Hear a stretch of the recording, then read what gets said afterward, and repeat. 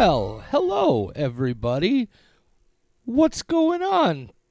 How is there another new episode of We Watch Shudder? This is a terrible way to start this episode. This is what happens every time we try to do these in the middle of the day.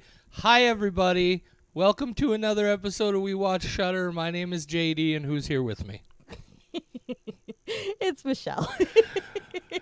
You can't even say the journey derailed because it never railed. It's like we weren't even ever a train on the tracks. We were on a bike on a beach, and our tires were not even spinning. One of these days, we're going to learn that it's never a good idea to do this. Or maybe... They're my favorite episodes. I was going to say, maybe we're going to learn that this is the way we should always be doing this. I was listening to Eminem so hard that I'm sweating. So my energy is abundant right now, and I'm ready. I gotcha. So as we recording this, we just dropped a new episode about the glorious trash cinema classic Winter Beast less than 3 hours ago. Michelle, why are we back recording another episode that, as they're listening to this, dropped, at least, later that same day, or maybe sometime in the... This is why we can't do this. Why are we here again? I will answer the question you were trying to ask. And the reason we're recording this is because there are too many goddamn movies, and I watch too many of them, and you watch too many of them, and we're not going to do individual episodes. So we're just going to start doing monthly recaps of movies and shows that we saw and we liked, mostly horror, sometimes not. Maybe some news we heard about. Maybe like a really good jump scare where like a squirrel came out of a tree and you weren't expecting it, and you went, wow, and you're like, that was really good. It would have won an Oscar.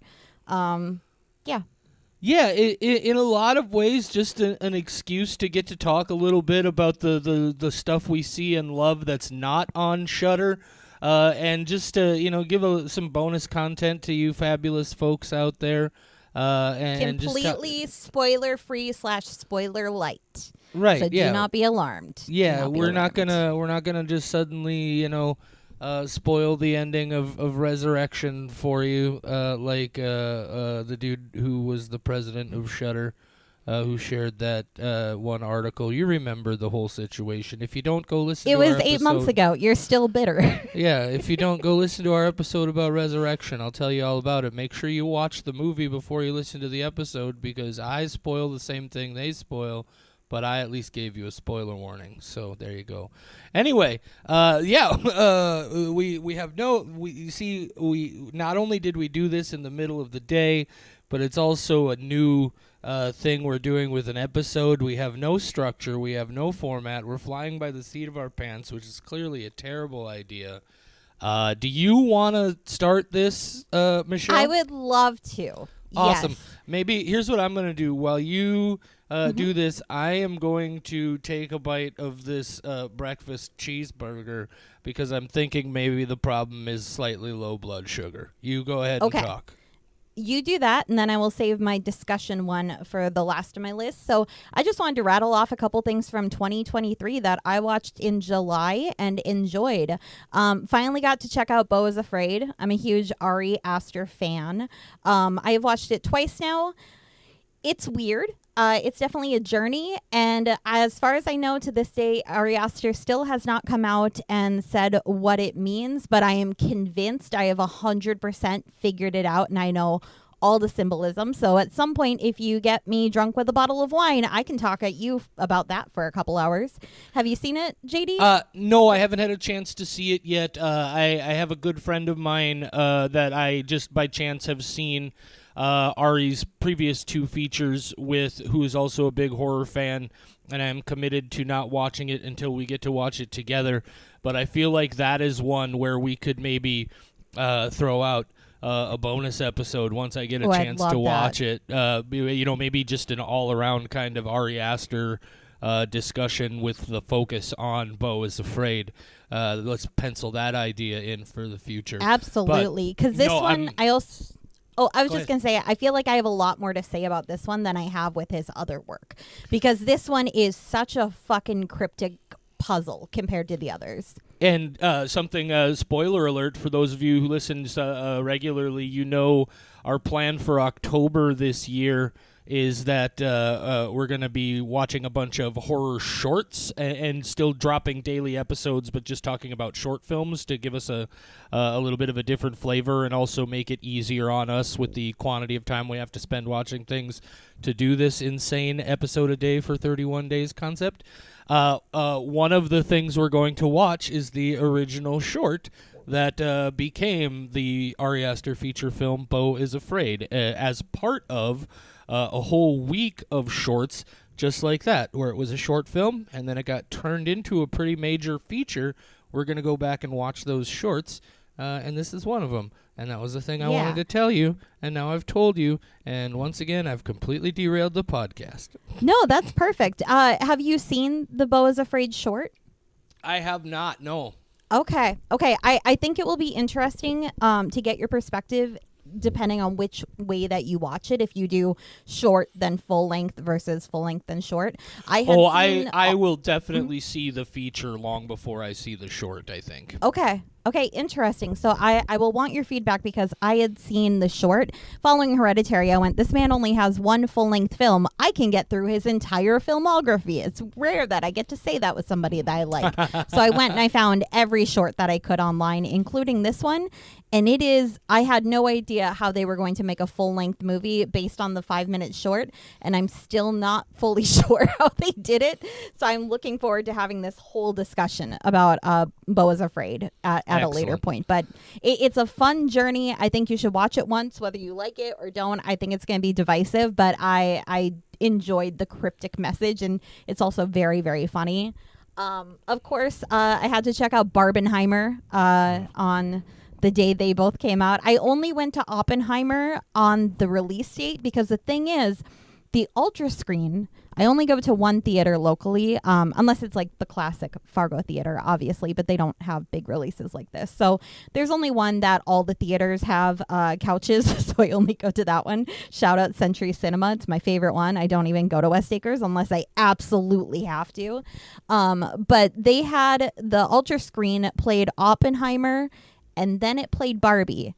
And that didn't seem like the right order of events. So I only went to Oppenheimer on the Ultra Screen on drop date because I wanted to sit with that for a while before jumping into what I thought was going to be a bubblegum pink Happy Fest.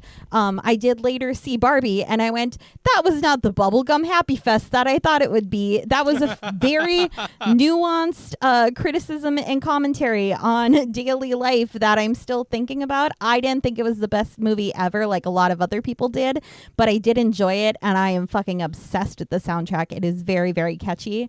Have you had an opportunity to see either of those yet, JD? No, I have not. I'll be honest You've with been busy. you. Well, no, and also, look, I'll be straight with you. Neither one of those films is something that I have a terrible amount of personal interest in one way or the other.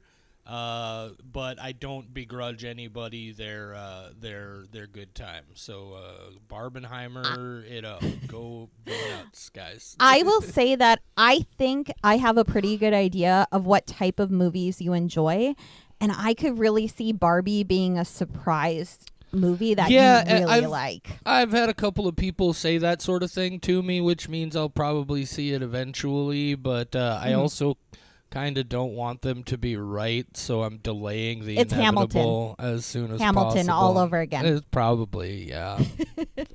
Anyway. Yeah, and then I did watch Bird Box Barcelona, and then I, of course, rewatched the original Bird Box. Just a pretty cool concept. Glad that they brought it back. The sequel was as good as the original. Well, no, the original is so good that it's really hard to, but the sequel was good. Bird Box is the one with Sandra Bullock where it's like A Quiet Place, but they're blind instead of deaf, right? Exactly. Well, not blind and deaf. That's a terrible way to describe. Blind instead of deaf. Sighted instead people. of hear. They have to. Yeah. I don't know. Maybe anyway, it doesn't matter. I haven't seen it. I haven't seen. I You never haven't saw seen the original. I never saw God, Bird JD. Box. I haven't seen Bird Box Barcelona. My hope immediately is that they continue this franchise, and it's just all centered around places whose names start with B. Because you could have like I Bird Box like Barcelona or Bird Box Boston. That would be Bird Box fantastic. Barbie. Oh God. Bird Box Barbenheimer. Oh God, no, horrifying. Those aren't cities, Michelle. Get with the program. You have to see the Barbie movie, and then you'll disagree. I'm gonna just say a thing that I also know that you haven't watched, and that's the From TV show. I got through 1.5 seasons so far. I am obsessed. I think it's only because it's limited. It's not just on Prime or Netflix or one of the huge streaming services that more people haven't seen it. But I am loving it, and I wish that it was a little bit easier to attain. I had to do an MGM add-on through Prime in order to get my hands on it, and oh man, it's good. Yeah, I hadn't even heard about this until you mentioned it to me, which proves that I don't do a good enough job of keeping up with the horror news, and I got to do something about that probably in my life. What happened is I got a little too used to this era in this brief era in human history where social media was still not like loaded down with ads and sponsor posts and nonsense, and it was literally just people talking about things. And for a brief, beautiful time, you would just learn about everything cool that was happening just by scrolling through your feed. And now that Those doesn't are the really good happen. days. So it doesn't really happen so much anymore, and I'm super lazy. So I should probably start reading Bloody Disgusting and Dread Central again, rather than just waiting for those posts to show up in my feed. Like they used to, man. Everything would come to me. The news came to you for a short, beautiful time, and I got addicted to it so quickly. This has become a real midday therapy session. I think that's a pretty common occurrence with these episodes. I was gonna say, well, that's kind of my big list of newer stuff anyway. I have one that I had never seen that is a 2001 release, but that one I would be surprised. I know that you've seen other things by that creator, so I'm going to let you tell me some of your things before we talk about that one. Yeah, so we're talking about relatively new release things. In a similar sense, obviously still haven't gotten around to Beau is Afraid, but I did finally get a chance to catch up with Scream 6. My relationship with the Scream franchise is really kind of love and hate. I think the original Scream from '96 is a masterpiece. It's one of Wes Craven's best films ever.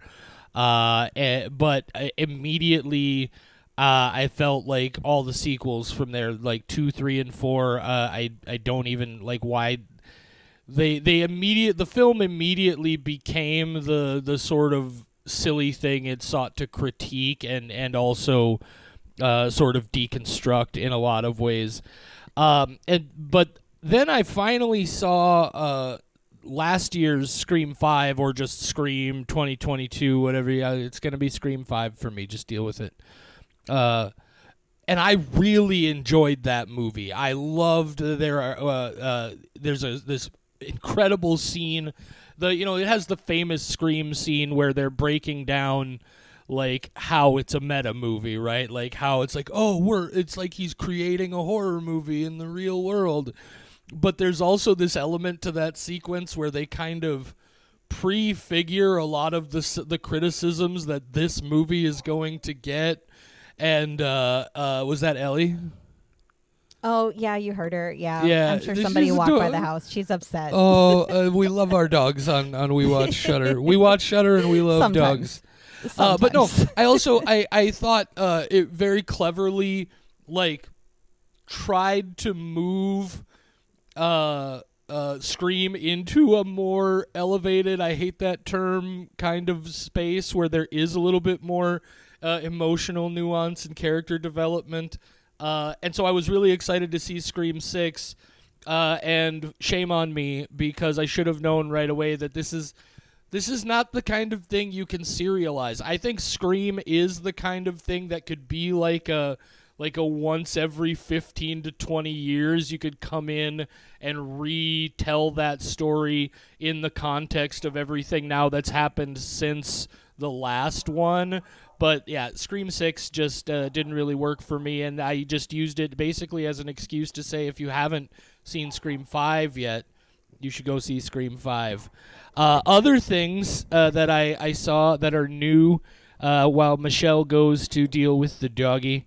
I did also go see the new A24 release that's on everybody's lips these days called Talk to Me. And Talk to Me was it's a movie I'm kind of torn on. As an exercise in horror, it's horror set pieces, it's real extreme sequences are really well done. It's a really slickly produced movie. The story and the characters, unfortunately for me, in a lot of ways felt very paint by numbers. I saw what they were trying to do. I understand what the story was trying to be, and it's very much one of those more modern, metaphorical, connecting things to trauma and generational difficulties and real life experiences and that sort of thing. But for some reason, I was just never emotionally connected to it. And so I definitely enjoyed, like I said, some of the horror elements of it, but overall it didn't entirely work for me. It also does that thing where... well, I don't want to say that part. That's a little too spoilery. I'm glad I stopped to not say it. But good. I haven't seen it either. I'm looking forward to it. And let me hasten to say, first of all, A24 has earned your respect, and I think you should go see the movie and buy a ticket to it if for no other reason than they have proven that they know what they're doing. Also, tons of people are loving this movie. It's got so much buzz. It's got so much heat. And nobody's going to love everything. And I'm an old, crusty, cranky-ass curmudgeon, so, it's probably better than my reaction to it. But and then also a couple of other newer things that I want to talk about that I saw. I saw, similar to Michelle, not an ongoing series, but I did see a new horror miniseries. I believe it's on Prime. It's called The Horror of Dolores Roach, which I really enjoyed. It's a little bit more almost like a revisiting of like it felt very exploitation horror to me. Like it's real kind of on the nose. But if you don't take it too seriously, it's super fun. It goes there. It's one of those things where there's a moment in one of the episodes that's so over the top and so absurd that it almost makes you say, this whole series existed because they wanted to do that. And it's definitely not for everybody. There's some real gross stuff here. But overall, the concept is pretty great. I don't even want to tell you what it's about because I didn't know what it was going to ultimately be about. I saw something called The Horror of Dolores Roach and was like, all right, we'll check it out. I didn't even know it was a series when I pulled it up to start watching it. I thought it was a movie. And I was like, there's like 6-8 episodes. And they're short. They're like half-hour bits, so I threw it on. I ended up binging the whole thing in one setting. It takes about 4 hours, but yeah, I had a lot of fun with that. The only other thing I want to mention, unfortunately... Wait. I don't want you to move past Dolores Roach yet. Oh, did you see Dolores Roach? Yes, and the thing is, so... that is one that Prime has figured out would probably be right up my alley. So everything I was watching on Prime, the little 15-second trailer was that constantly to the point where I was like, I don't even want to watch this show. And I'm glad that you told me about it, or inadvertently you probably posted about it, and then I saw it. And so I checked it out. And I love Justina Machado and everything she does. I was a huge fan in Jane the Virgin and One Day at a Time. She was lead role in One Day at a Time and a pretty big role in Jane the Virgin. And so getting to see her do a horror character was very, very fun. And I enjoy her. The show I'm glad it was kind of a quick thing. I feel like they were able to pack everything that they needed to get done very quickly. And there's some good effects. There is a very gross, we'll just say sexual thing that happens. Yeah. It's wild.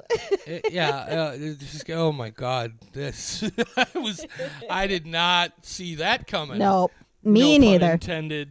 at all. Oh, anyway, guys. So that's the only other new thing that I wanted to mention. I almost feel bad even mentioning it, except I want to make sure it's on people's radars because you can't see it anymore. They had the annual Etheria Film Night selections available on Shudder in the month of July. I hope you got a chance to see them.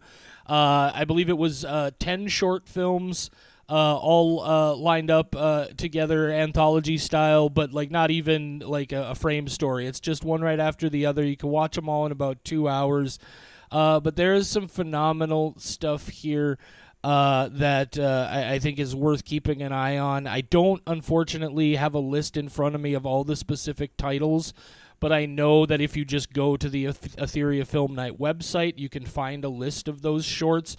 They put them on Shudder for a month, and then they take them down because the shorts are still making the festival circuit, potentially trying to find buyers to or financiers to produce larger projects and that sort of thing. So they don't want them just out there indefinitely. But if you happen to be going to a festival and you see one of those titles, I honestly didn't pull up a list of them because it doesn't matter. Like they're all great. Like it's a fantastic selection of shorts. There are some of them that I enjoyed personally more than others, but definitely just go to the Etheria Film Night website, get a list of those shorts. And if you see one coming anywhere near you or you hear anything about maybe an opportunity to check them out, do that. I think they're all fantastic films. I have a weird comment to make. What's that? They're still on Shudder. They were supposed to leave July 31st. Etheria Film Night 2023 is still available. So go check it out now. Yeah, if you... Maybe somebody forgot to take it off, but if you have not checked it out, do it now before they realize. Shudder, if you're listening, no, you're not. Give us a few days. Yeah, it was. It looks like they're totally still on there, and they were supposed to be gone July 31st. That's so check them out now. You got a chance, guys. It's an hour and 47 minutes. You can watch the entire showcase. Go check it out, and it's really good. Which one was your favorite? If you just gave like a 1-sentence summary. I don't remember the title of it, but you know the one with you know the one, Michelle, with the tree. The tree was my favorite too. Yeah. I like the tree one a lot. The tree was just utter madness. I loved that one. Yeah, so great. Yeah, definitely go check those out while you still have a chance, guys. And like I said, find the list for the films. And you just do a Google search even for Etheria 2023. And figure it out. Let's see here. Hey, I found a list. My other favorite one is definitely the baby that wakes up at the same time every morning. We'll just sum it up that way. That was a lot. I like that one. Yeah.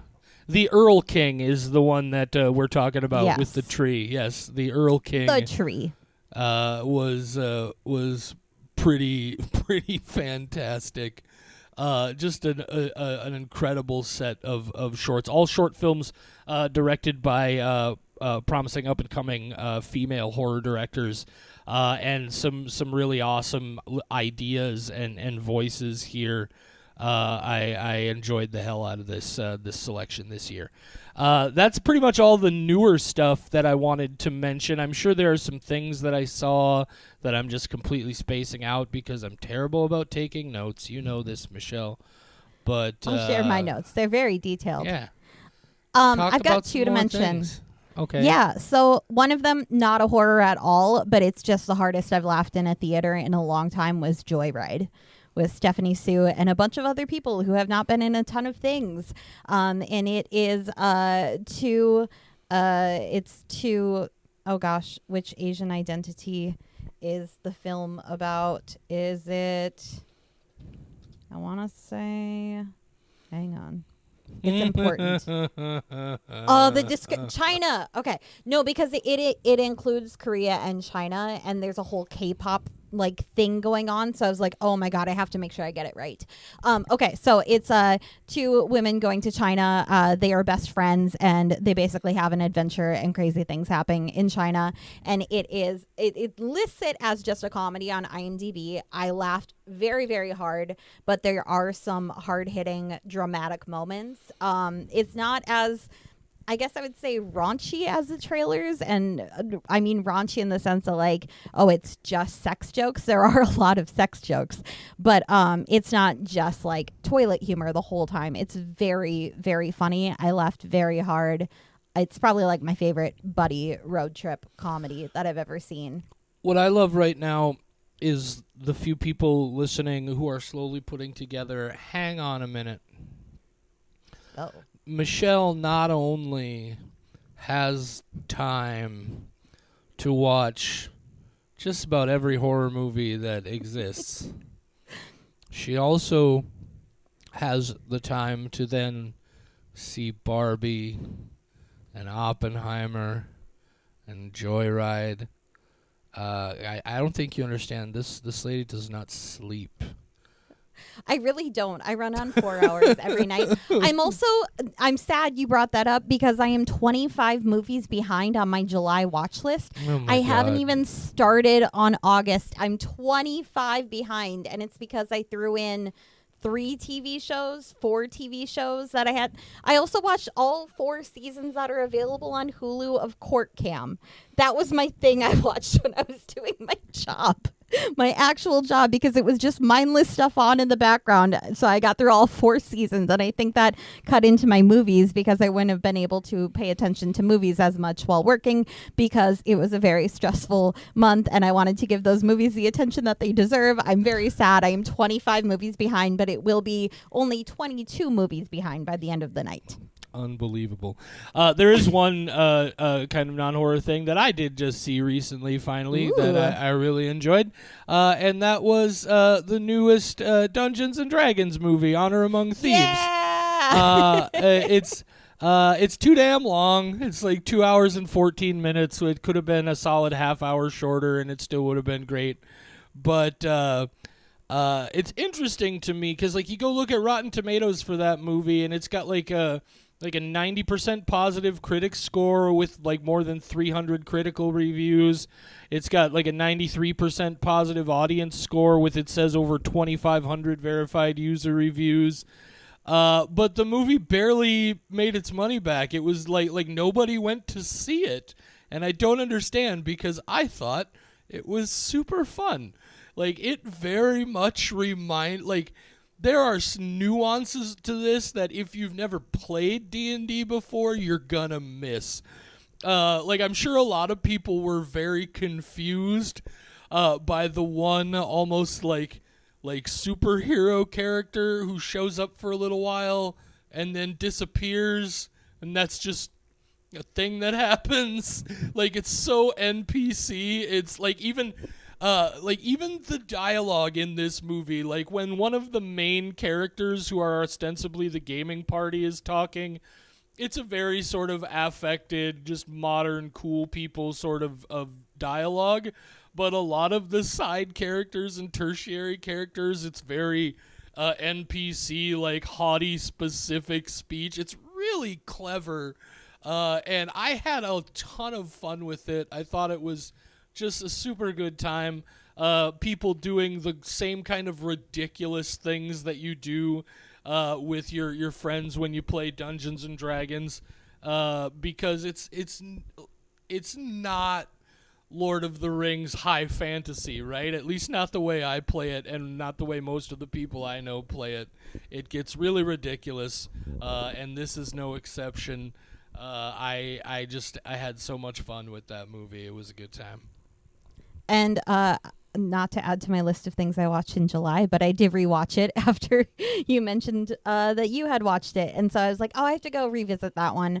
And yeah, I'm not great with like the little nuances of D&D because I got into it later at life, and I just like the role playing part. I don't really care about the actual like roll to see what happens. Oh, I'm like, sure. no, just tell me, did this thing work? Somebody else roll for me. Somebody else battle. I just want to be a crazy person living in this world. I just want like the improv aspect more than anything else. So when it comes to like the little nuances, I'm not as great at those, but there are some jokes that are very high level that even those of us who don't know D&D very well would enjoy. With my favorite, I feel like I can give a quick summary without people being like, oh, you spoiled it, because it's not even a story thing. They encounter a creature and the one guy's like, oh, you have to be careful because the higher your intelligence, the more likely they are to seek you out, and they're highly dangerous. And everybody just freezes, and the creature walks right past them. And the guy's like, oh, well, that's kind of hurtful because it's like they rolled 1 on an intelligence check. Yeah. Oh, like God, I laughed crit- so hard. Just crit fail. Yeah, it's so well, that's great. hurtful. It's just wonderful. It was it is a good time. If you even if you've only played once or twice, if you have any experience with D&D at all, I think you'll have a good time with that movie. You don't even really need to know D&D. It does a very good job of establishing just this general fantasy world, but then it just becomes better if you know the things that they're referencing. I do have my last movie on the list if we want to cover that. Honorable one really mentions, important things to talk about, have at it. Ooh. Oh, mine was not an honorable mention. It was just a big movie that I hadn't seen yet, so I put it last. I had never seen Mulholland Drive. Really? Really. So I decided one day I was having a very bad day. So I just went into the basement in the dark and decided to rent Mulholland Drive because I was like, you know what's going to put me in a much cheerier mood? David Lynch. And throughout the movie, I was like, wow, I would never know that this is a David Lynch film because it's just kind of like a traditional thriller. Nothing's too out there. And the last half hour I went, oh, this is a very David Lynch film. Oh, yeah. Yeah, I had to go dig into it. And one of the benefits of seeing something that pretty much everybody has seen by this point is that there's a lot of articles that I can then dig into of people like trying to figure out what it's all about and pointing out all these things and these similarities, and over time being able to kind of point out the things that people seeing it immediately after its release would not have noticed. It would be many, many rewatches later and collaborative thinking and all this stuff. So being able to watch it and then go read a lot about, catching these things I did not catch was just a fun experience. I really like movies where there's a lot of stuff for me to read up on after. I think that's partially why Everything Everywhere All at Once became my favorite movie immediately, because I spent so long on Google right after its release so that I could read so much stuff, and I have barely even hit the surface. I like a movie that keeps me engaged way after the end credits roll. So did you enjoy Mulholland Drive, Michelle? Oh, I don't know. It's just a very David Lynchy thing. I enjoyed being able to read up on it afterwards, kind of like Beau is Afraid. I like the things where I'm like, I don't understand what the message was or what the reality of this situation was. I always enjoyed that piece if there's something that I want to go read about after. The actual movie, it's just kind of like a standard thriller for a long time. And then it gets really weird and really Lynchy, and I'm not like a huge David Lynch fan, but I didn't hate it. It was just the weird abstract stuff that I'm not great at, but enjoy breaking down later. Sure. It's kind of like I watch it, and that's not the part that I enjoy. I watch it just to have something to go dig into later, like Skinamarink, where not to that extent because there wasn't as much to delve into because there's very little narrative, but I think that's why I had a better time with that than a lot of people. Because I could watch it and be like, okay, well, the movie's done. That's not the part I care about. I want to go read interpretations and catch these things and watch it a second time. I really, really enjoy the investigative aspect of movie watching. I have a couple. So I saw Mulholland Drive just shortly after it came out on DVD back in like 2002. There was a very brief period of time where when I was a very young cinephile, and I had convinced myself that David Lynch was really great, and I loved him. And almost 43-year-old JD will tell you that David Lynch is a charlatan and makes trash and not the good kind. Whoa. I am not a David Lynch fan at all. I think he does a lot of smoke and mirrors and weird just for the sake of being weird. But it's interesting to me with Mulholland Drive. Mulholland Drive, I had a real interesting relationship with for a while because it was something that I saw that I felt I had a pretty solid grasp on by watching it, and of course that made me all sorts of young movie lover arrogant, where I'm like, oh, you didn't understand this? Like, I totally see what's going on here. But there's one element of this movie that people continue to talk about the movie to this day, and how it's important, I think, to understand that it's a movie that was originally supposed to be a TV series, and the development on the TV series fell apart, so a lot of the ideas got condensed into this feature film. But there's this famous sequence, so famous, in fact, that when Shudder did their 101 Scariest Horror Movie Moments of All Time in October of last year, they included this. But it's the scene most people are familiar with. It's the man behind Winkies. And the reason it's so fascinating to me is I've spent years periodically just looking around at articles and discussions of this movie, or every now and then you'll bump into a retrospective like that where people are talking about it. And everybody still refers to it as the man behind Winkies. And they talk about what it represents and these sorts of things, and a lot of them have a very close idea, at least to what I think it's all about.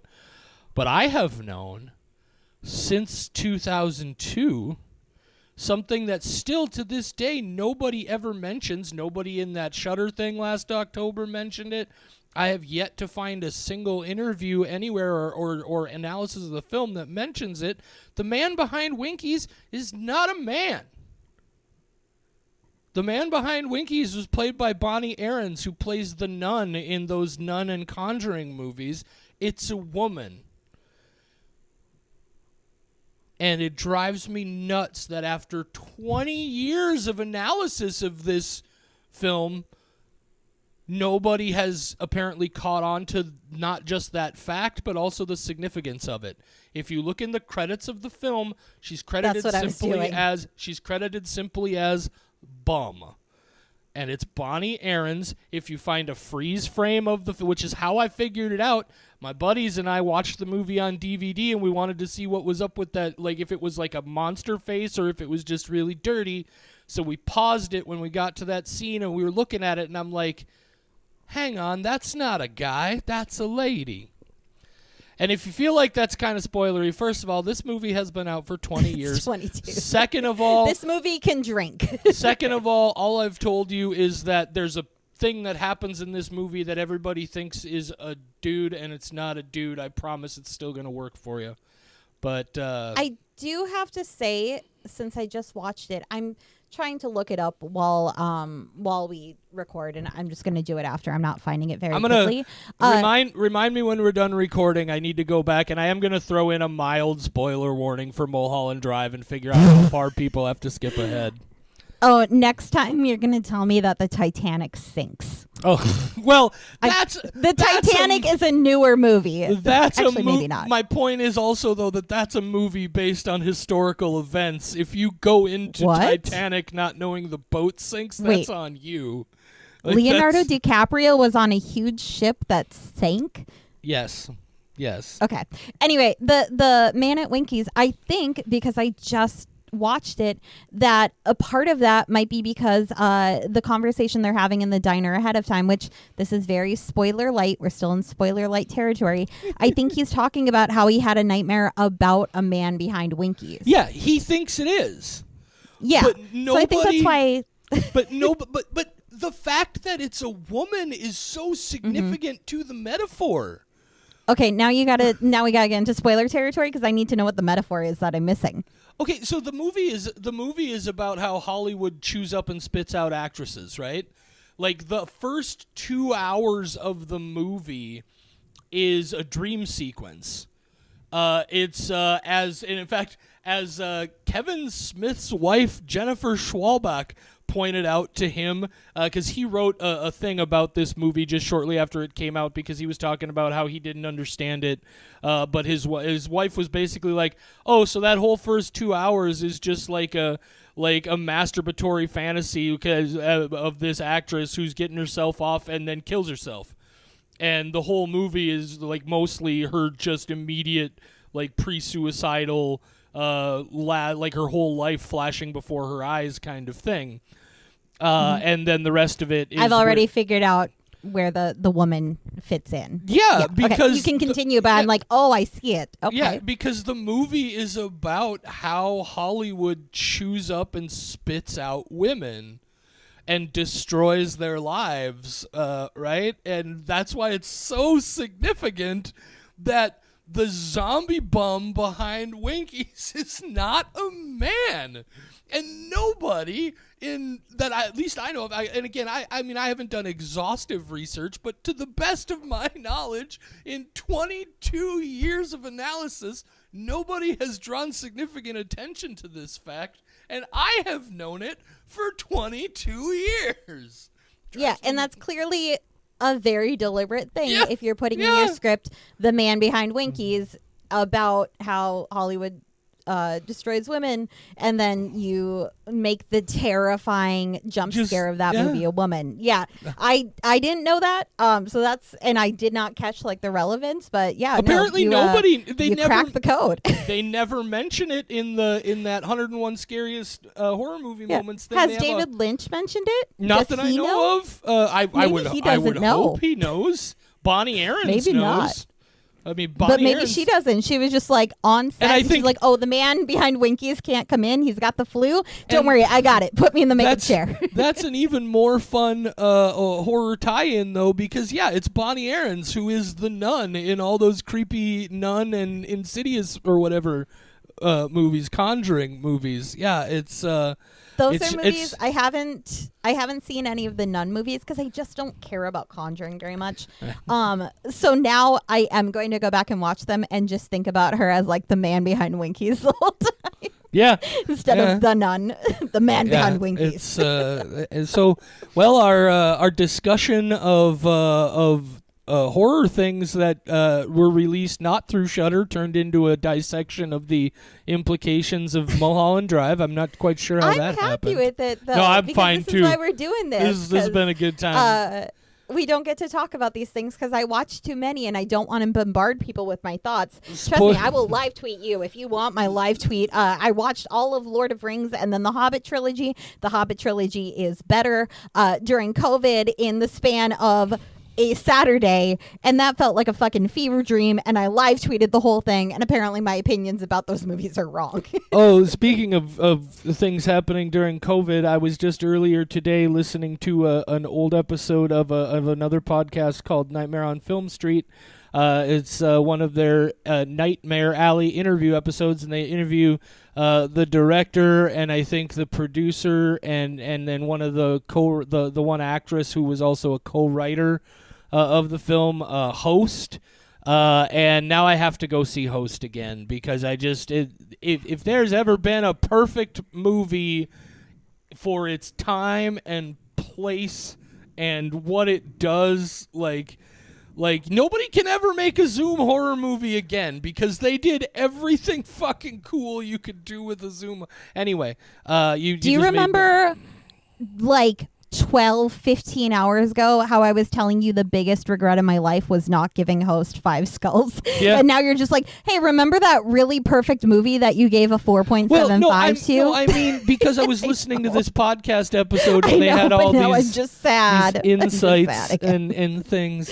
But to bring it back around, there's one other thing specifically that I wanted to mention that I saw earlier this month. It's relatively new. Google tells me it was originally released in 2021. It's available right now to stream on Tubi. And the movie is called, and just bear with me here, the movie is called Chompy and the Girls.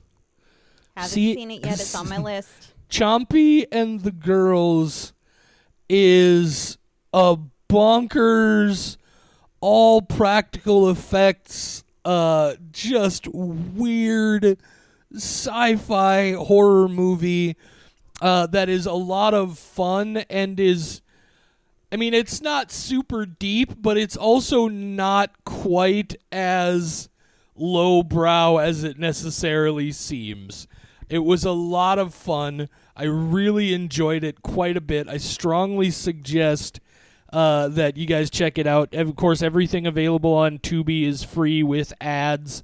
Watching stuff with ads, I know, is not the most fun. I'm sure you could probably find it without ads somewhere else.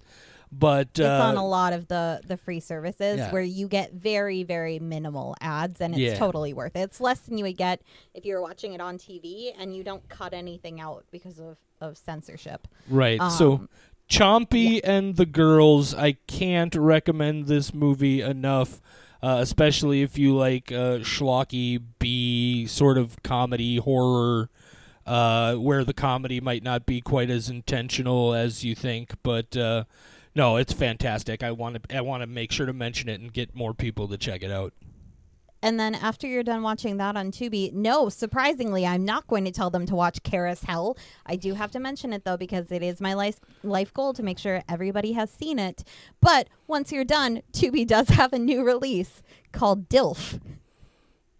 And I have watched it, and it is not the garbage that I expected about a young woman neighbor who becomes obsessed with the dad next door, who is a DILF. But it's actually like a pretty good thriller. It's stuff we've seen before, but it wasn't bad. I was just, with a name like that, you go in with very low expectations, and then anything that's just kind of like, meh, you're like, okay, well, I'm happy with this experience. Well, I'm the last person in the world who can judge anybody for checking out a movie based on the strength of the title alone. So, you know, I know exactly where you're coming from. But I was hoping for a terror train of just ridiculous stuff. How about Midnight Meat Train? Yeah, Tubi. I want to send a shout out to Tubi, like especially if you're into that more legit indie B horror passion project kind of trauma full moon features kind of vibe. Tubi is an incredible resource these days. I've got a pile of films in my watch list that I still need to get to there. In fact, I bet I have more titles on my Tubi watch list right now than I have on any of my other individual watch lists. And that's definitely saying something. And again, you got to understand what most of what you're seeing. These are movies that you might not get through other channels, right? They're not necessarily the super high budget slick films, but there is so much passion here and some genuinely good stuff because, as it turns out, surprise, in 2023 technology has come far enough that even with no budget you can still do some pretty cool shit. Yeah, you're definitely not gonna catch Karis Hell on Netflix ever. So never. No. Definitely worth checking out on Tubi. I love it.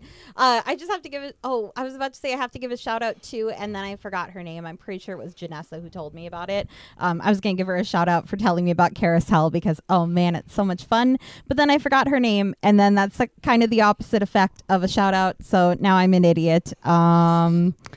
Happy Friday, everybody. Host deserved 5 skulls. I don't remember names. I don't remember the ethnicities of the women from Joyride when it's such a huge part of the plot, but I did see it a month ago.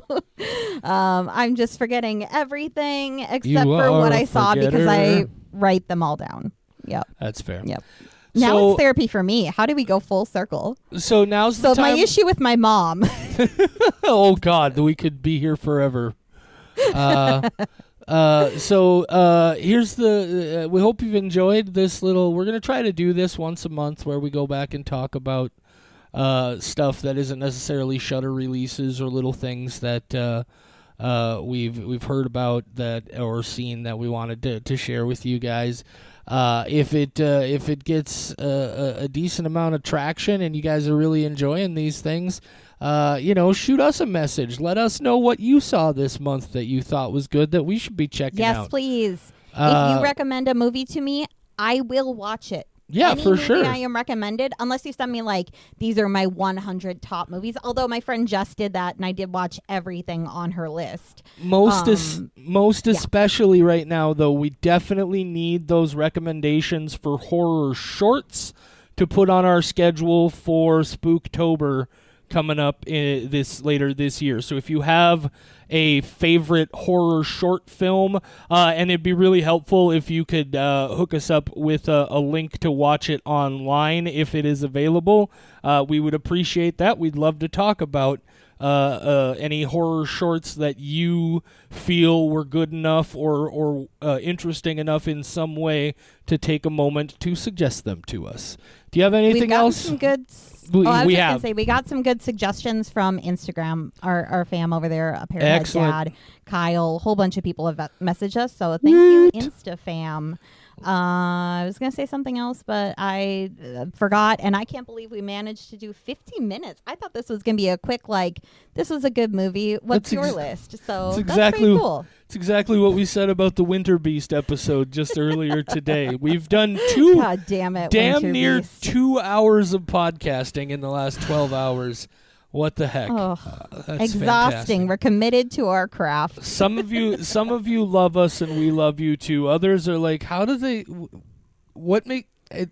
It's very. They confusing. love us more than I hate myself, and that's saying something. Absolutely. All right, guys, keep your ears peeled for more. Say good afternoon, Michelle. Good afternoon, Michelle. We Watch Shudder is a production of Rat Factory Media, your home for all of today's Rat Factoryist podcasts. The views and opinions of the hosts and guests of We Watch Shudder are their own and do not necessarily reflect the views and opinions of Rat Factory Media. But wait, aren't Rat Factory Media and We Watch Shudder the same people? Shut your cake hole, Charlie. Nobody asked you. We Watch Shudder is available free on all major podcast platforms, and the easiest way to support We Watch Shudder is also free. Just leave a rating and review on your platform of choice. Merge your consciousness with ours on Facebook, Instagram, TikTok, and Twitter. We're at We Watch Shudder on all those social media platforms. Or find us the old-fashioned way, on the web at WeWatchShudder.com or by email at mail@WeWatchShudder.com. Heck, you can even leave us a voicemail at 701-566-9510. No, seriously, 701-566-9510. Try it if you dare.